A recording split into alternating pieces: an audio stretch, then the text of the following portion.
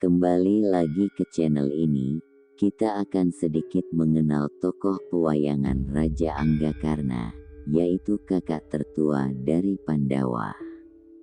Raja Anggakarna adalah seorang kesatria tangguh yang hidup di bawah asuhan seorang kusir kereta di kerajaan Kuru. Sejak kecil dia tidak dikenal sebagai kesatria, tapi terkenal sebagai Radeya atau anak Rada, karena dia hanyalah anak dari seorang kusir yang bernama Adirata dan istrinya Rada. Sebetulnya Raja Anggakarna adalah anak tertua dari Pandawa V.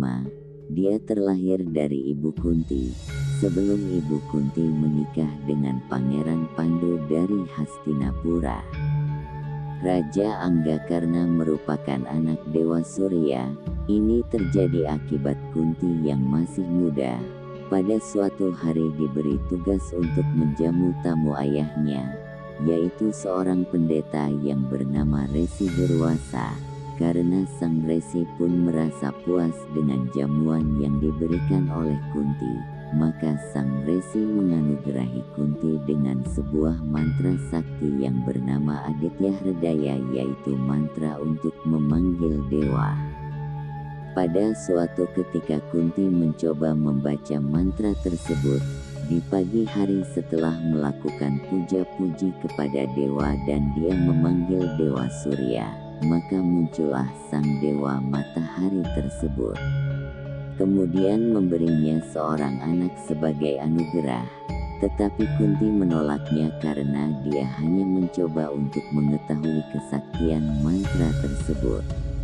Dewa Surya marah kepada Kunti, karena mantra tersebut bukan mainan yang bisa dicoba-coba, dan sebagai balasannya, Kunti pun mengandung dan melahirkan seorang putra, yang sudah dianugerahi baju pusaka perang, yang tidak akan mampu ditembus dengan senjata apapun di dunia, lengkap dengan anting-anting saktinya. Namun untuk menjaga nama baik Kunti, Raja Angga kecil pun dihanyutkan di sungai oleh Kunti. Dia melakukan itu karena dia tidak ingin nama baiknya tercoreng jika masyarakat tahu kalau dia melahirkan seorang bayi sebelum menikah. Ketika dibuang di sungai Aswa dalam satu keranjang, bayi tersebut ditemukan oleh Adirata. Karena bayi itu sudah memakai baju perang, lengkap dengan anting-anting dan kalung pemberian Dewa Surya, maka ia diberi nama Basusena. Raja Anggakarna sesungguhnya adalah gambaran perang jiwa. Dia adalah simbol dari kekuatan yang sangat dahsyat yang menyerang hati. Dilihat dari pakaian perang yang berupa pusaka sakti di badannya dan anting saktinya. Pusaka yang berada di badannya adalah gambaran dari sifat ingin selalu berada di atas atau terdepan, sedangkan antingnya adalah gambaran dari ingin selalu terdengar gagah. Maka tidak heran Raja Anggakarna selalu berusaha keras dan melakukan segala cara untuk menunjukkan kemampuannya agar dia dianggap sebagai kesatria paling hebat di dunia, walaupun dia anak seorang kusir kerajaan. Nama karena ini baru dipakai setelah Basusena atau Radeya dewasa dan menguasai ilmu memanah dengan sempurna. Ketika Raja Anggakarna berguru pada Begawan Parasurama, dia menyamar sebagai Brahmana karena sang Begawan punya pengalaman buruk dengan kaum kesatria. Karena penyamaran yang sempurna itu, Begawan Parasurama menerima Raja Anggakarna sebagai muridnya. Tapi ketika penyamarannya diketahui oleh sang guru, Begawan Parasurama mengutuknya.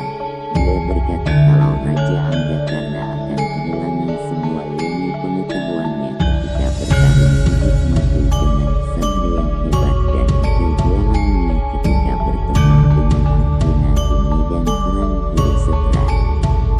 Raja Anggakarna juga dikenal sebagai orang yang sangat dermawan, bahkan juga dikenal sebagai orang yang rela berkorban untuk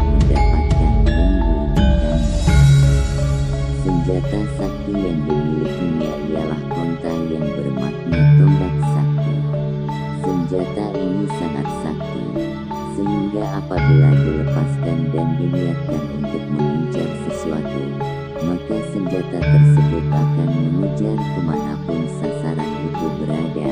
Akan tetapi di cerita Mahabharata dan pewayangan Jawa, senjata konta tersebut digunakan Raja Anggakarna untuk membunuh anak dari Bima, yaitu Gatotkaca pada saat perang Baratayuda atas desakan dari Duryudana.